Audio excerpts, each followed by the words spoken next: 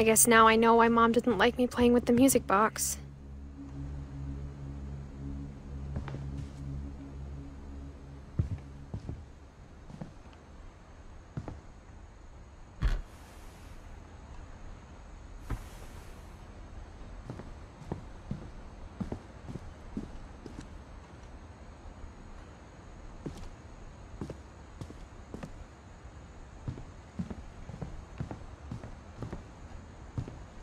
It's funny. All those times I played with the music box and never found the basement key.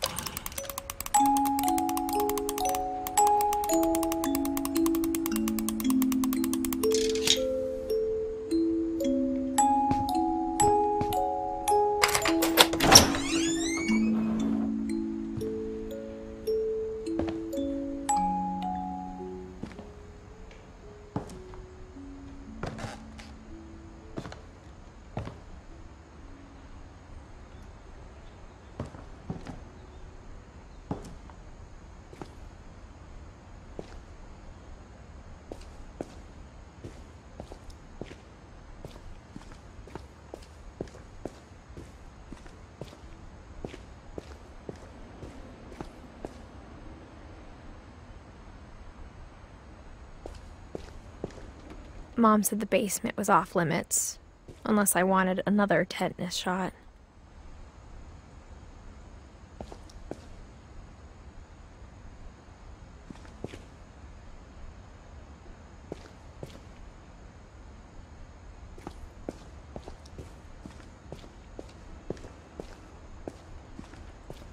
I saw Edie sneak down to the basement once, carrying packages.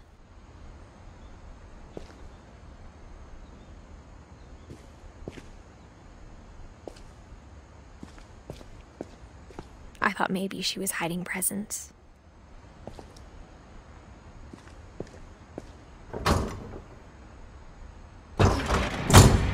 It turned out she was hiding a lot more than that.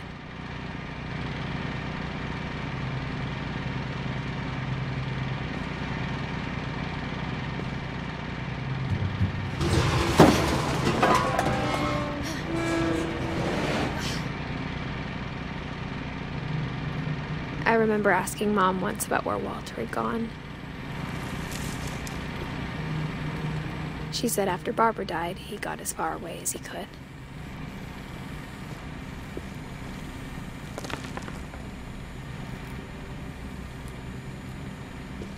If there's a pattern in all these stories, I think it's that none of us has gotten very far.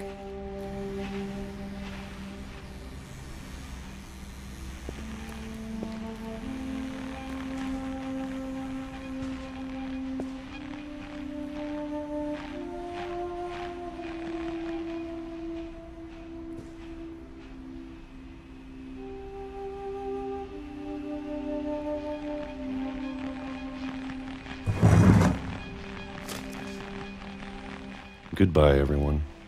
I can't believe I've been down here for 30 years. On that first day, after the shaking started, I didn't think I'd survive a week.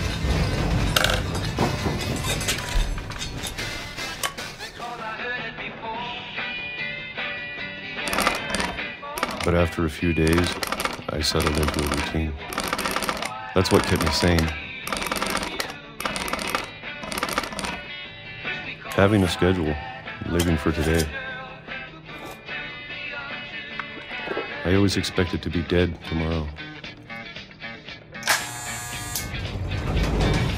if you wait long enough, you get used to anything.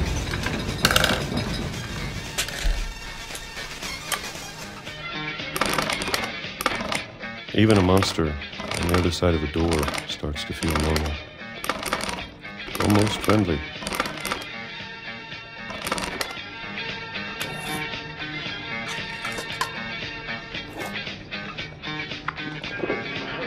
And then one day, everything just stopped.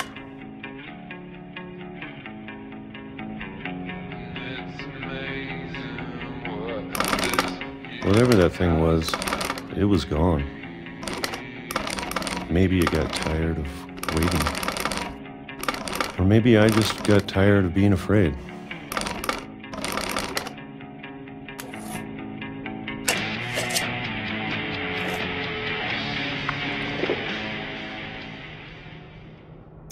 It's been a week now, the longest in 30 years. I'm done waiting. I have to leave while I still can.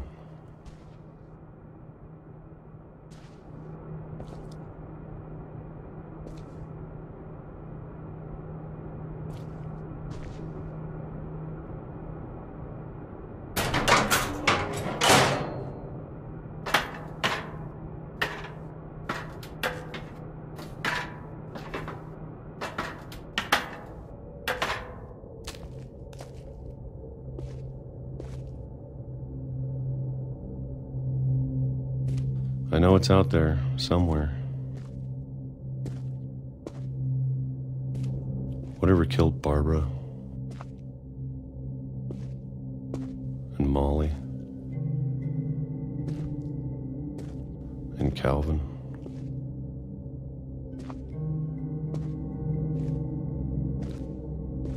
Maybe this is all a mistake.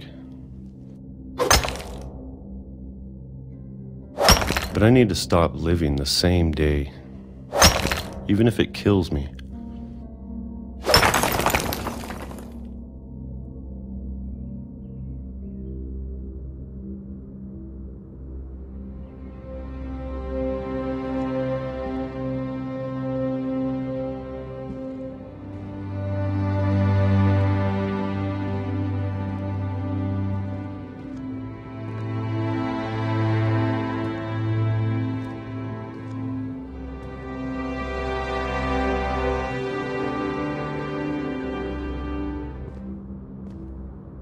Whatever's out there, I want you to know I'm ready for it.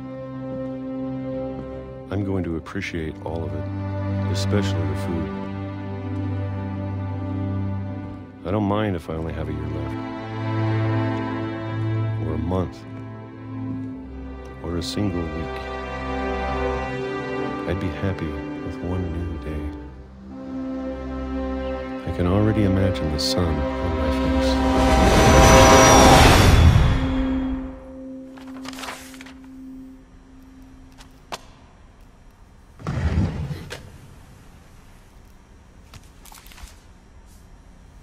Walter died when I was 6. I can't believe my mom never told me he was down here.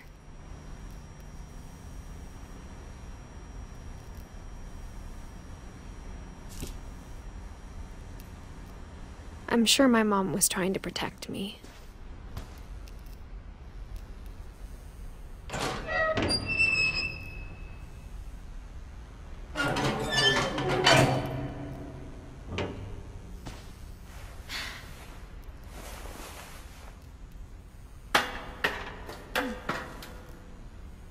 Maybe she was afraid I'd end up like Walter.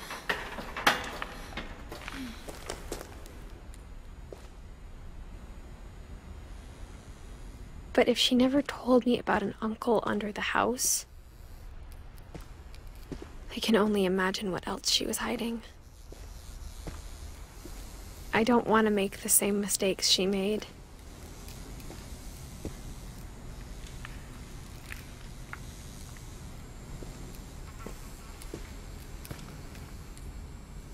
Trying to bury something that's still alive.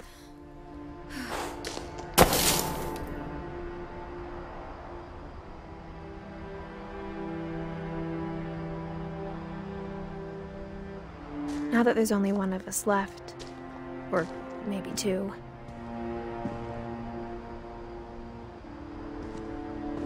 I thought it was time I heard the stories for myself and found out what happened to everyone else. But now I'm worried the stories themselves might be the problem. Maybe we believed so much in a family curse, we made it real.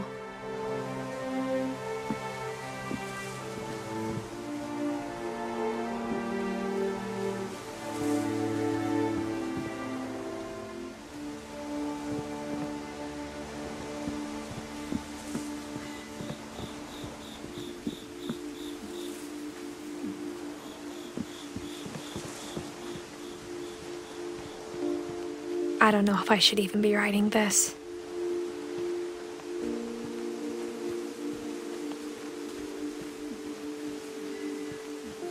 Maybe it'd be better if all this just died with me.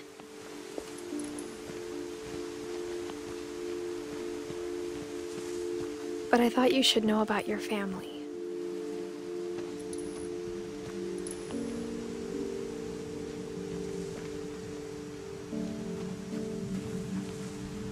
And the history you're a part of.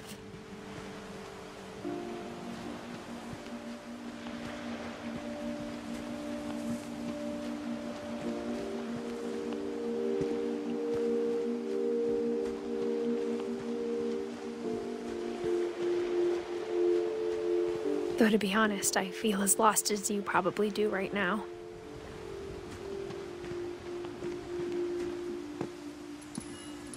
I think the people in these stories believed them, for what that's worth.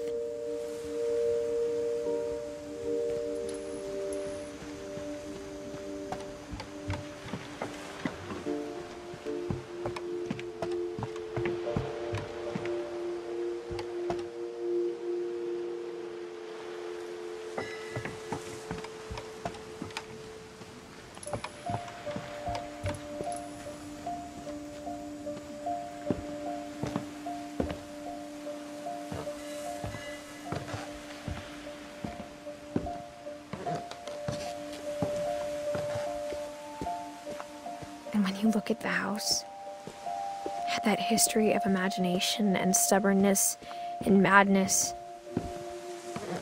any of it seems possible.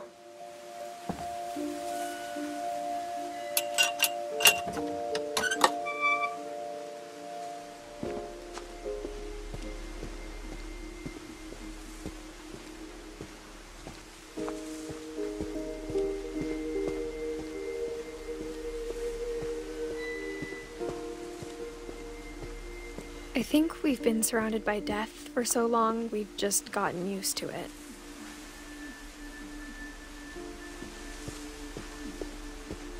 What kind of family finishes building a cemetery before starting the house?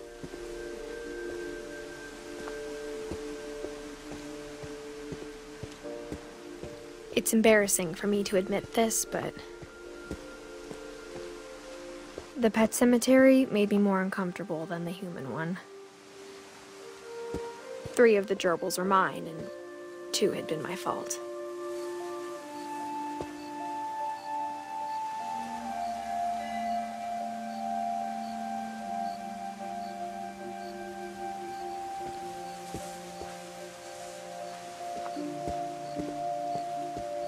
Sven built the house, but it was Edie who designed the cemetery.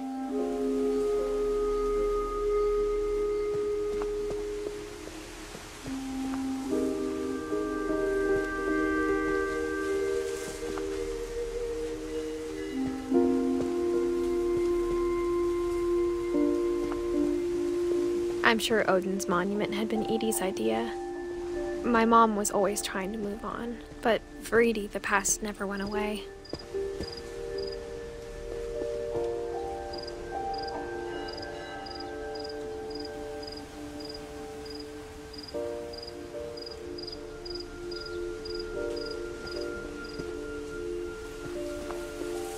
She could see it poking out of the water at low tide.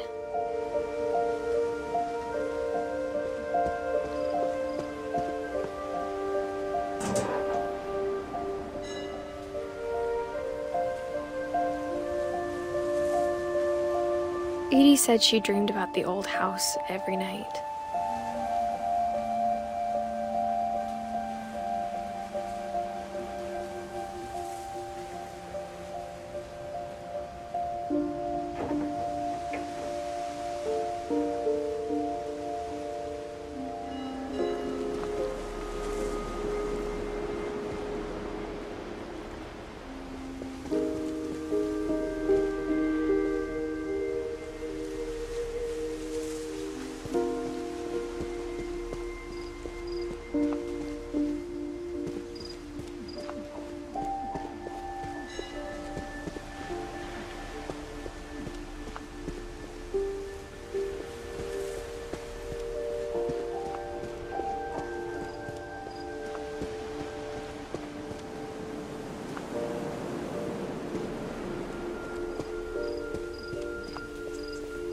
Edie's side was always easier for me to understand.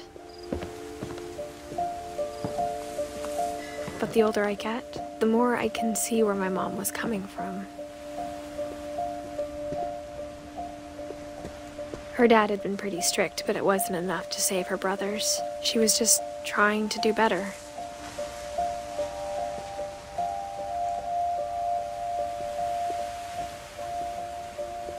She lost 2 of her brothers, just like I did. I get why she tried so hard to protect us. We never found Milton's body, so my mom insisted we were putting up a monument, not a tombstone.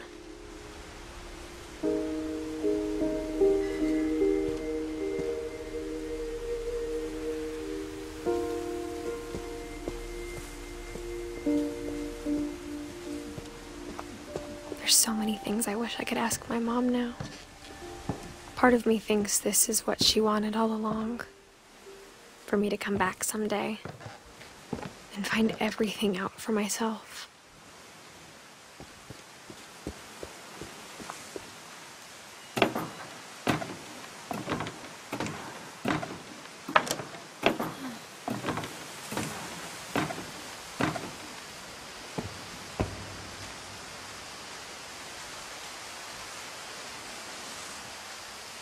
But looking back on it now, if she told me there was going to be so much climbing, I never would have come when I was 22 weeks pregnant.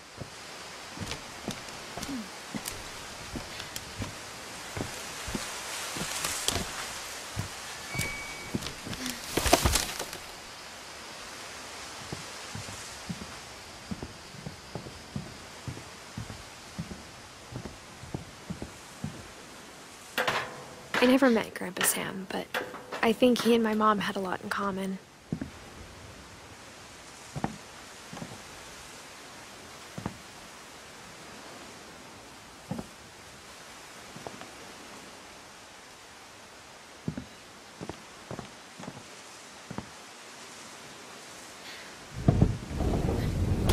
They were both pretty intense.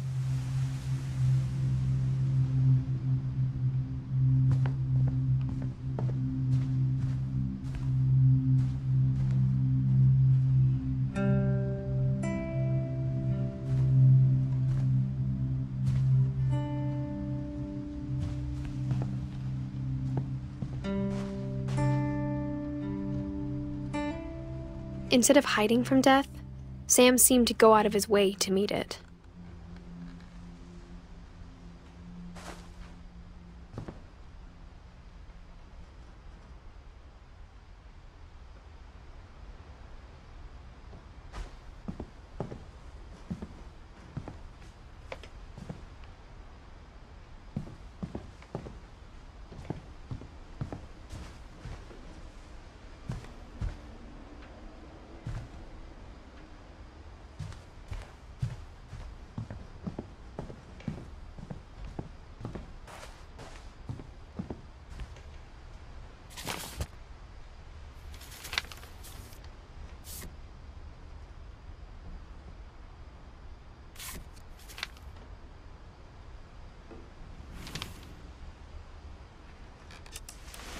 Dawn, I promise, you'll never forget this weekend. Yes, sir. These memories are gonna last a lifetime. Hmm? Am I gonna have to shoot anything? It's a hunting trip, Dawn. Shooting is strongly encouraged. What?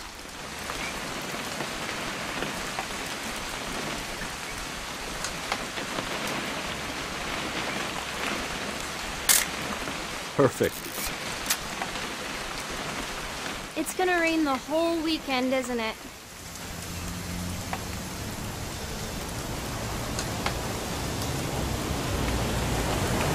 I will never forget this weekend, Dad.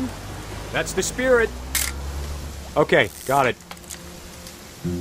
I'm gonna take some pictures, okay? Just be careful. That camera's older than you are.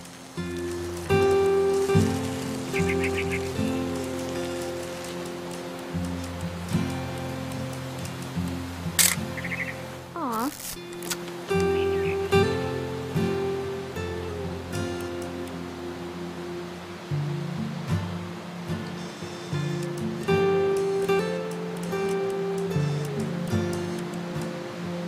You're right, Dad. It's starting to clear up. Still freezing, though.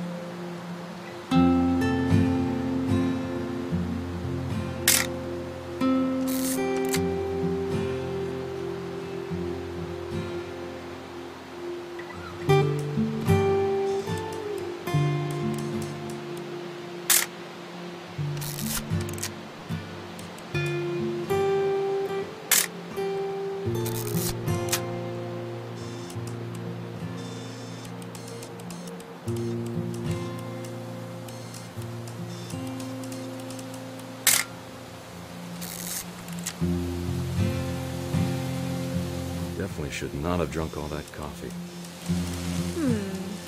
Hold still while I take a picture of you. I definitely... Hey! That's a keeper. Nothing quite like being outside. I'm just saying, I'm not always gonna be here, Don. You'll need to remember this stuff, if you want to survive. I'll be fine, Dad. You know who else thought he was gonna be fine? Some guy who died. Don, I'm being serious. I know, Dad. You're always serious. Doesn't being out here make you want to chill out? Well, to tell you the truth, I haven't been out here in 20 years.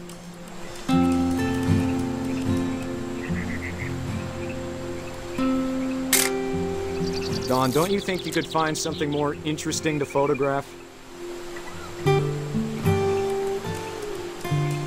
Last time I was with my brother Calvin. Man, that was a great trip. Your grandpa Sven taught us how to fish, how to build a fire. We found an old logging trail. There were deer everywhere. I bet if I could remember where that trail was, we'd spot a buck for you in no time. Give me a minute to check the map.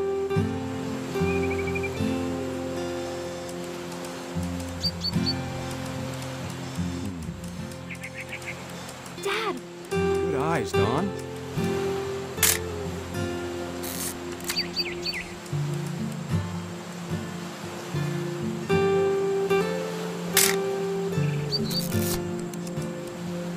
Before you take the shot, let me get a picture of you.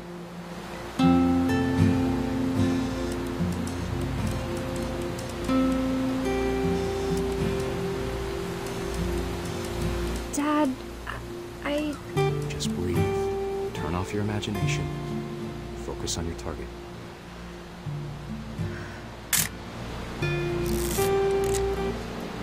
Let me get behind you. Do I have to do this? Don, you don't have to do anything. But if you want to survive, you'll need to be strong.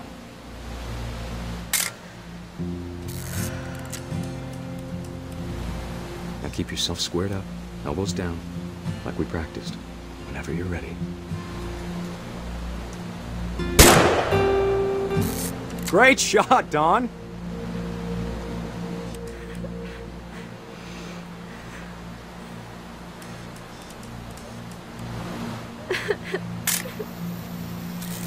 I'm proud of you, Don.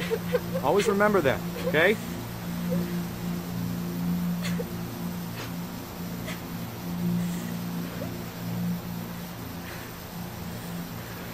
Sorry, Don. Just gotta reset the timer.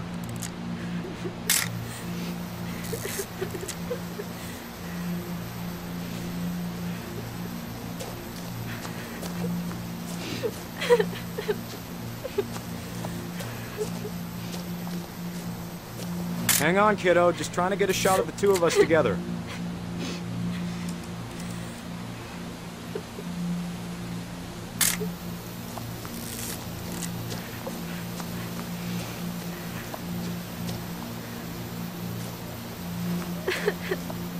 Dad, it's twitching.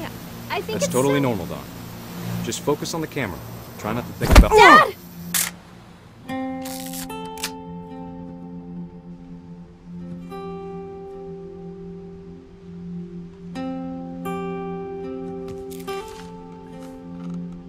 Of all these stories, that's the one I wish most that my mom had told me.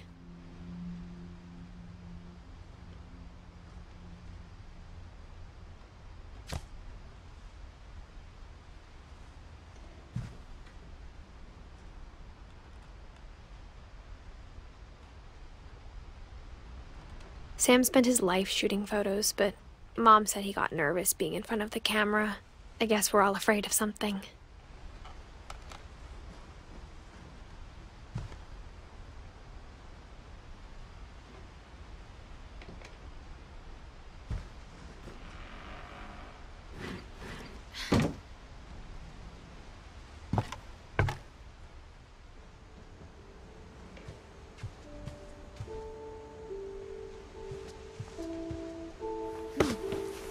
After Sam died, my mom and Edie got really close. They'd both lost a lot.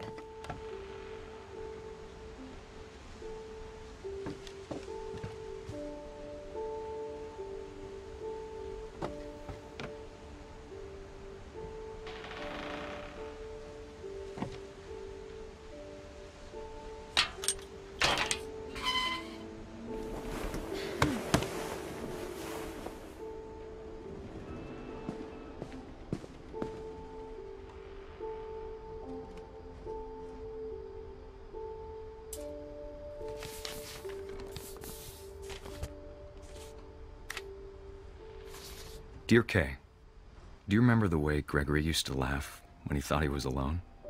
Like something funny was happening, but only he could see it. I think he saw things the rest of us don't.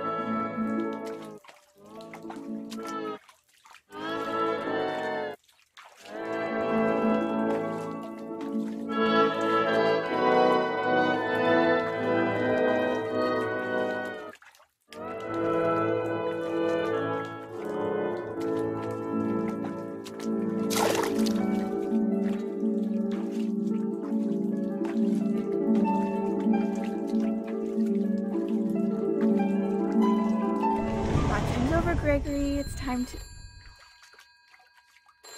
Hold on, sweetie. Hello? Sam, I told you I don't want to talk right now.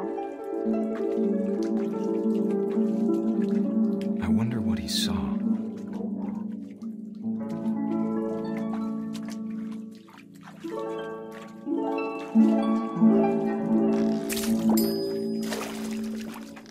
What his world was like.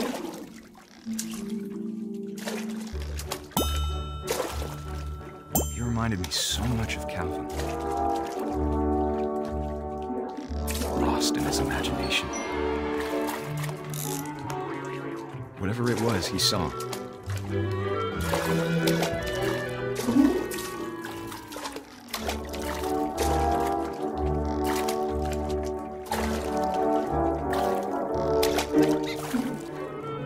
It sure made him happy.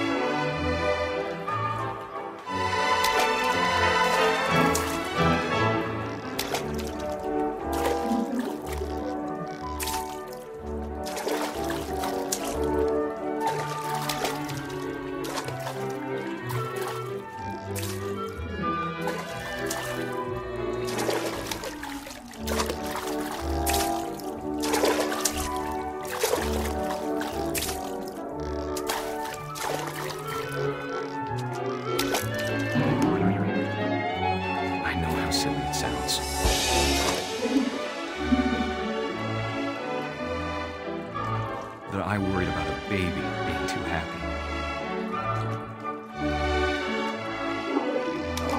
But I could feel her slipping away. Sorry about that, Gregory. I know you did everything you could. Maybe if I hadn't called that night. Damn it. Hold on, I don't want Gregory to hear this. I wish he could have told us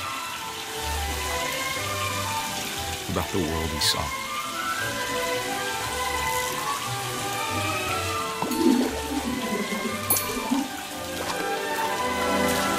There's so much I don't understand about Gregory, about everything.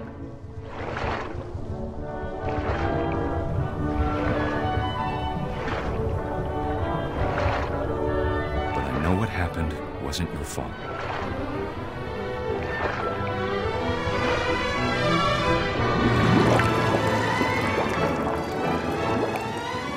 I'm sure he's happy. And he'd want you to be happy too. Good luck, Kay. Love, Sam.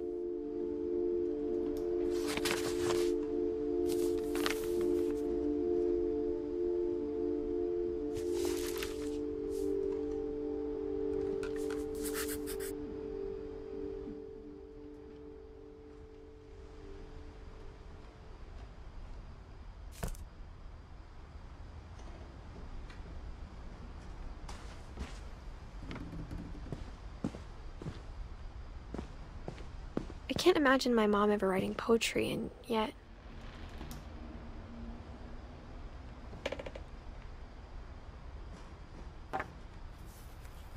A poem for Gus, who always said the wedding was a bad idea. Our father never hit us kids, at least not very hard, before the day my brother said with teenage disregard that he'd be dead before he'd see a wedding in our yard.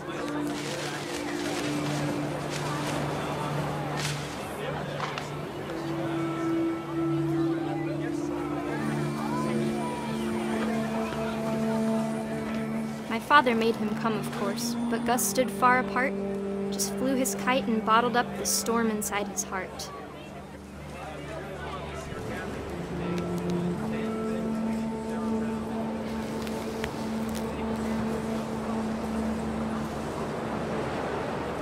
I tried to talk him out of it, but though he'd never met her, "We don't need a stepmom," were the words that I now remember. pronounce you husband and wife.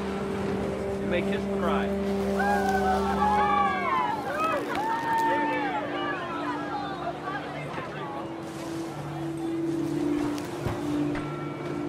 When the time for photos came, Dad ordered him to come here. But Gus declined, and as a sign held up his middle finger.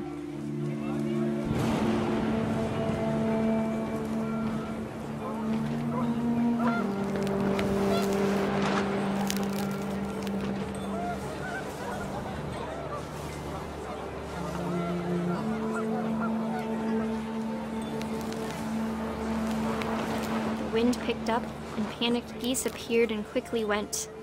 But all the humans did that day was go inside the tent.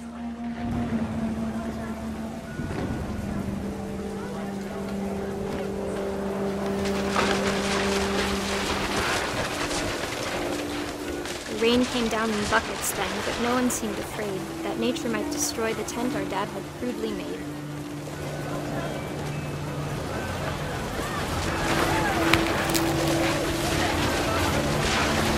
Thunder sounded much too close and full of angry power. But all my father said to this was, "Make the music louder."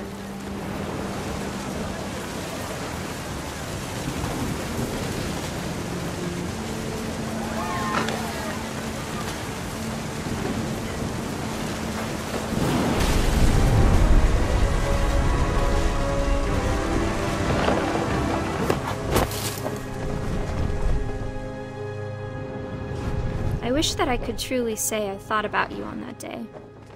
Out there on the beach alone, just you, the wind, the sea, and foam. But I didn't, until we found you.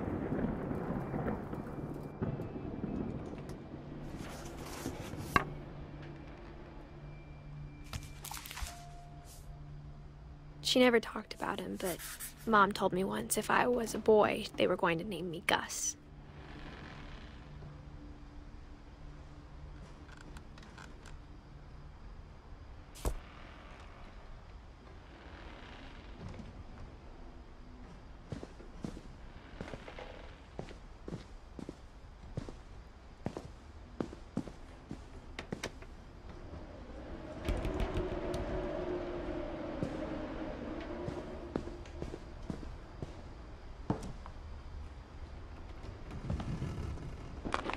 My mom moved up to the loft after her brothers died. At the time, it was as far away as she could get.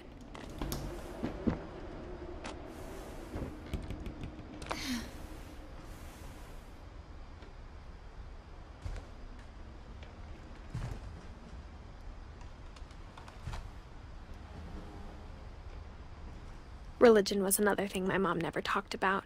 But I think it helped her a lot after her dad died.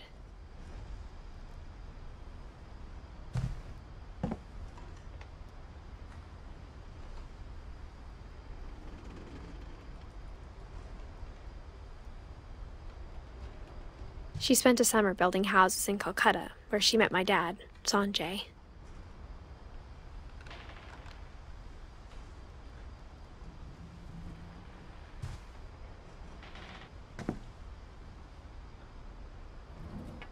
My mom moved to India a week after graduation and got a job teaching English. Louis was born a year later.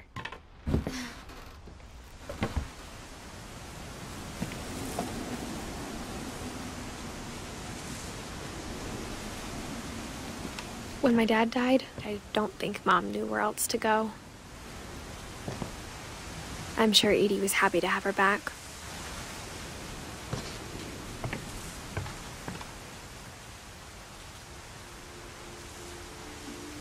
And to see kids in the house again.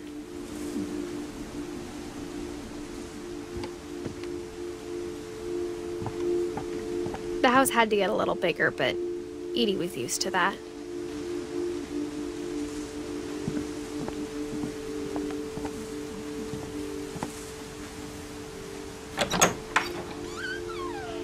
And for a while, things were good. Almost normal.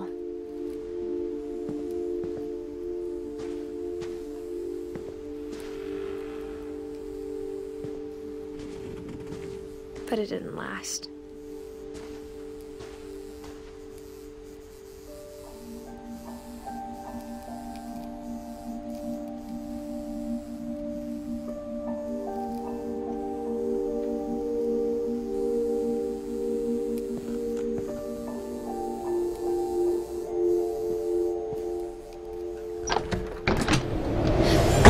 The beginning of the end was Milton's 10th birthday, when Edie gave him a castle.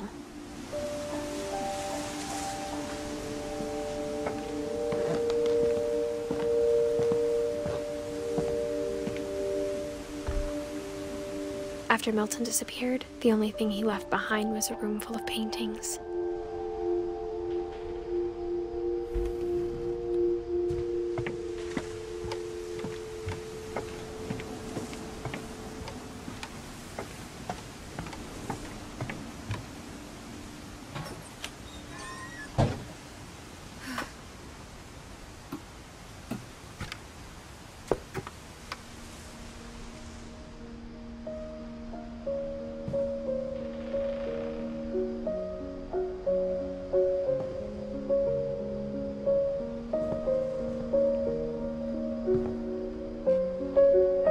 I think Edie was happy to finally have another painter in the family.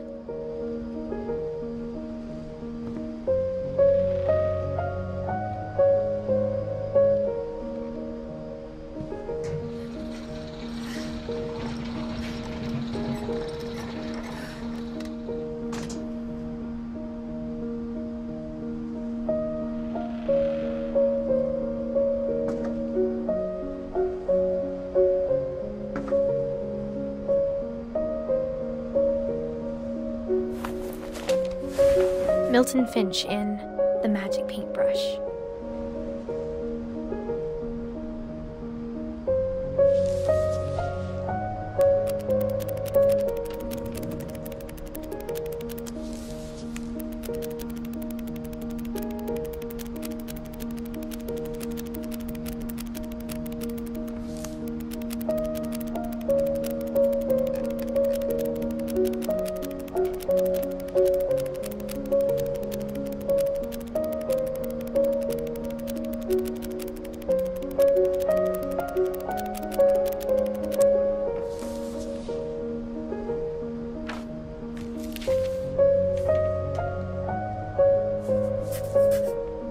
I was 4 when Milton disappeared.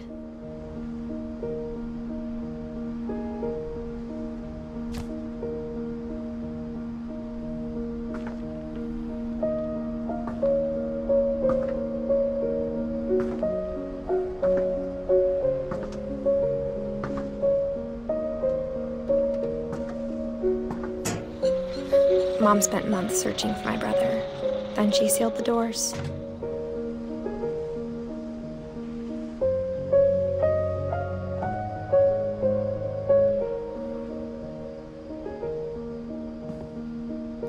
Whatever Milton had found in the house, Mom didn't want it getting out.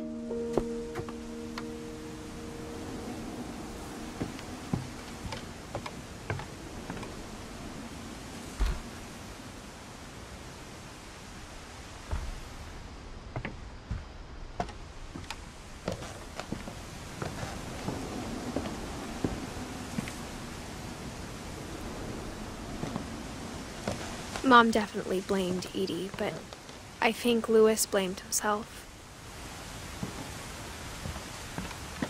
After he graduated, he just spent more and more time in his room. until Mom got him a job at the cannery.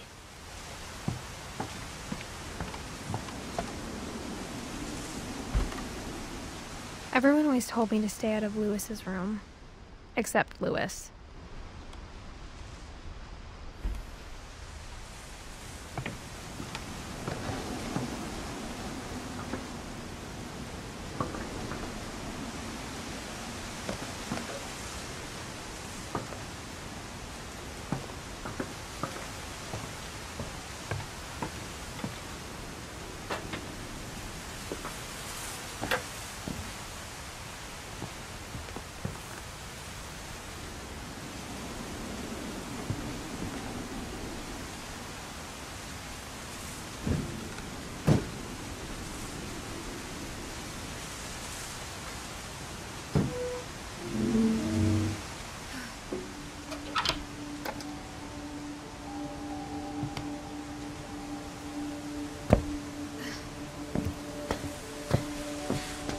Lewis's room smelled very, very familiar.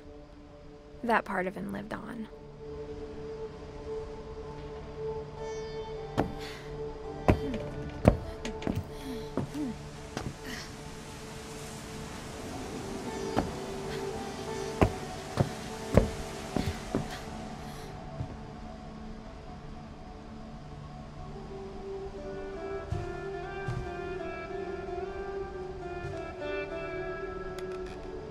Lewis and I spent a lot of time playing games together, but he was surprisingly bad at them.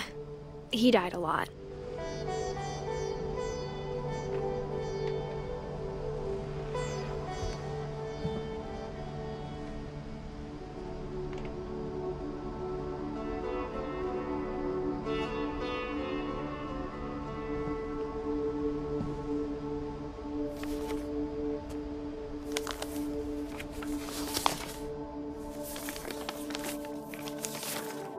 Dear Mrs. Finch, as Lewis's psychiatrist, I can understand your desire for an explanation.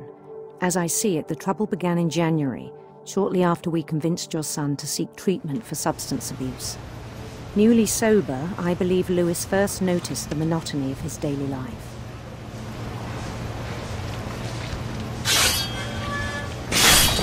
He kept working at the cannery, but he withdrew part of himself. In our sessions, I saw the same behavior. His mind began to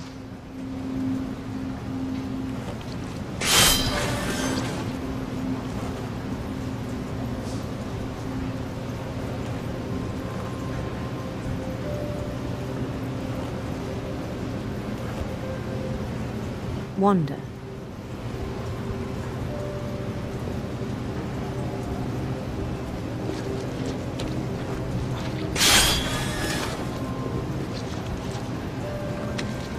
I asked him to describe it. He said he started small,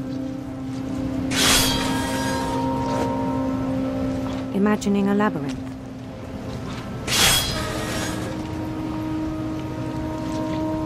He'd feel his way about.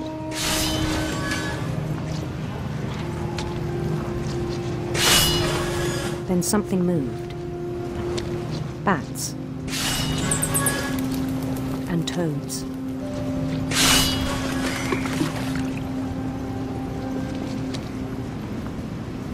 And things that have not names.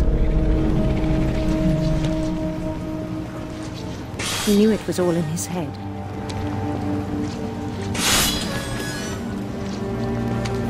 But he took it very seriously. I had hoped he'd find himself.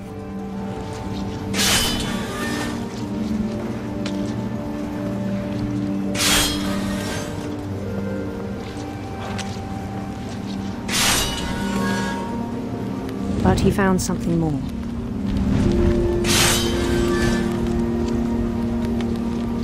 I worried about him then. Daydreaming at the cannery.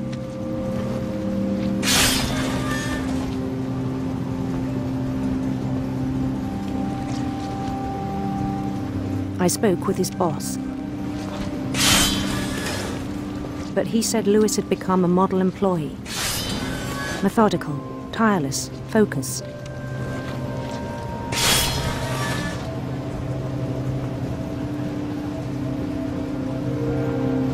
Like a whole new Lewis.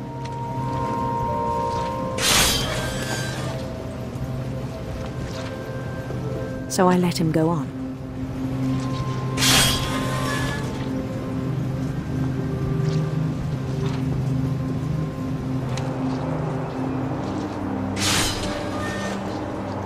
I even encouraged him.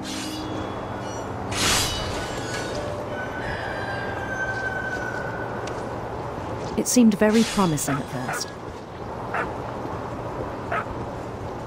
He told me he'd made a new friend.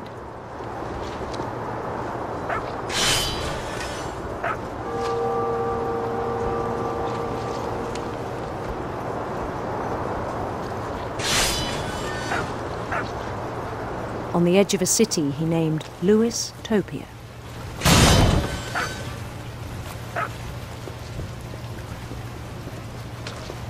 He built the city up slowly, brick by brick.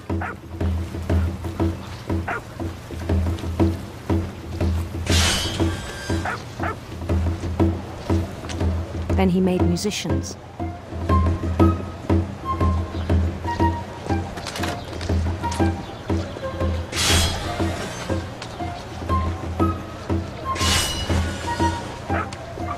And songs for them to play. He talked about starting a band. And he was always humming something. Every day his imagination grew stronger. He no longer spoke at the cannery.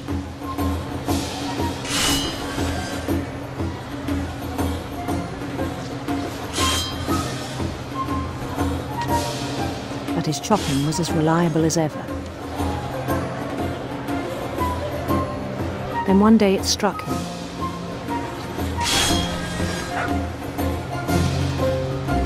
That all the cheering crowds, even the stones under his feet, were all in his imagination. So he could do whatever he wished.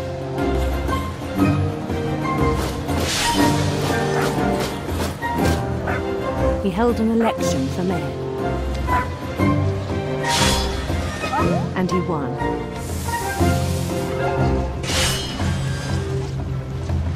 They begged him to stay, but his mind was already wandering. It became a game for him.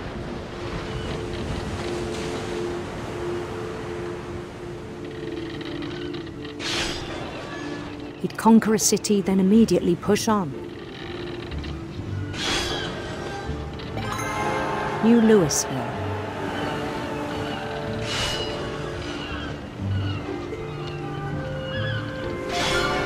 St. Louis. He started drifting away from our reality.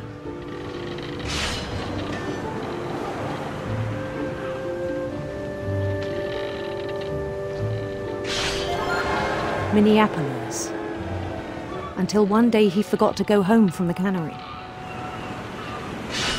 Even as his mother pleaded with him, part of Lewis kept sailing on.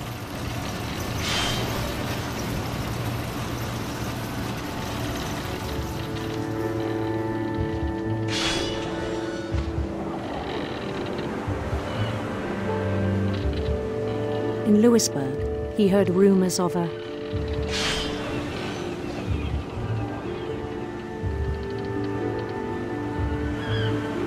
handsome queen.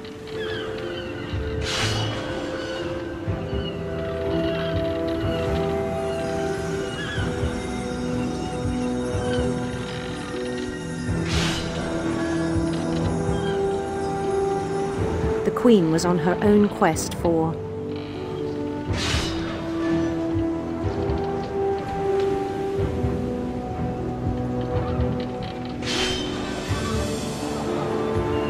radiant rainbows,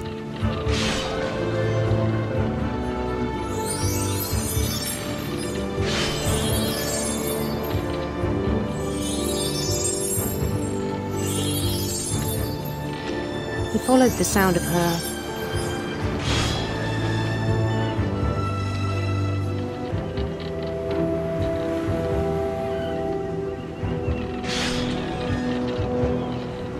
silver harp.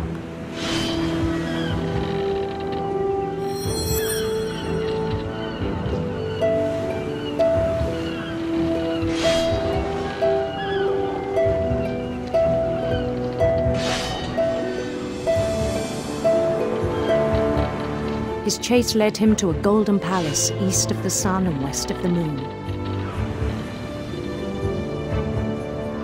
Even then, his logic remained sound.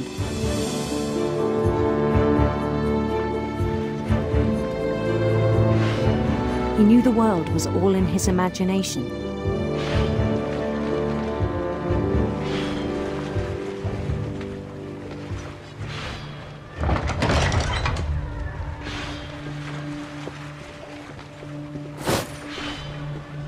But he was so proud of having created it.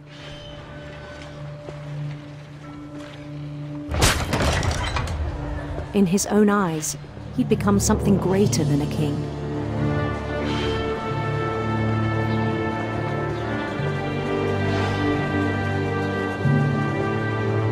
For someone who'd never known success in the real world, I think it was overwhelming.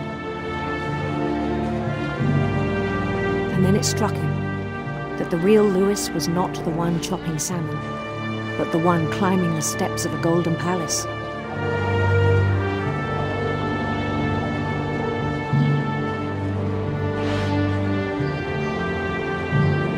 My imagination is as real as my body, he told me. It was hard to argue with him.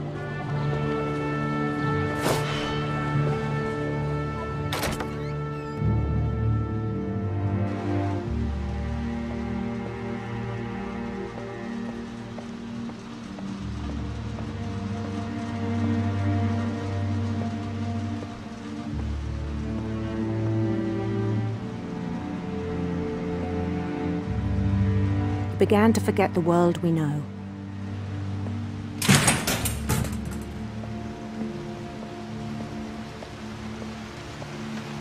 I think it pained him to remember Lewis, the cannery worker.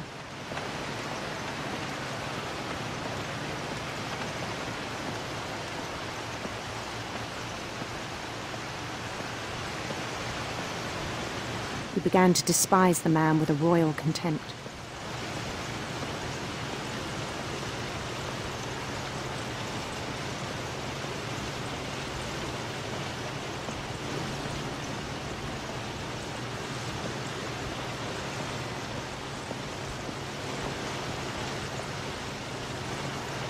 I still thought I could save him.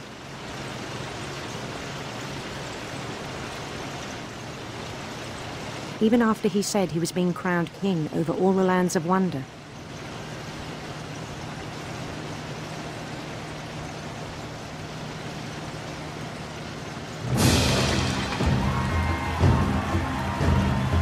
The palace would be packed with his companions.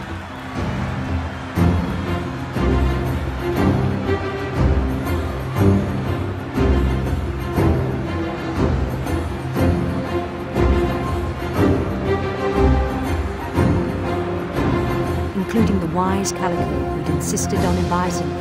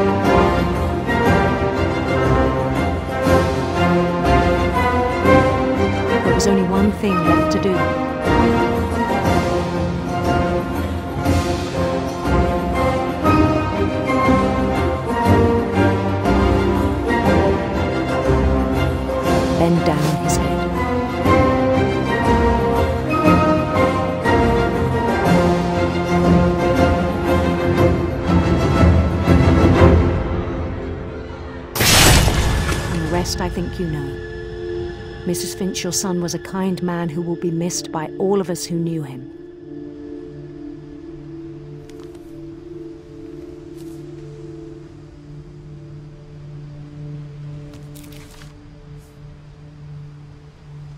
My brother was really cool. I wish you could have met him.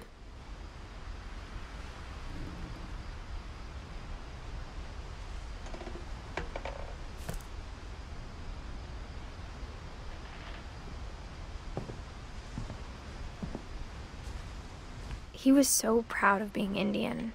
I think for him, it was a way to be something other than just a Finch.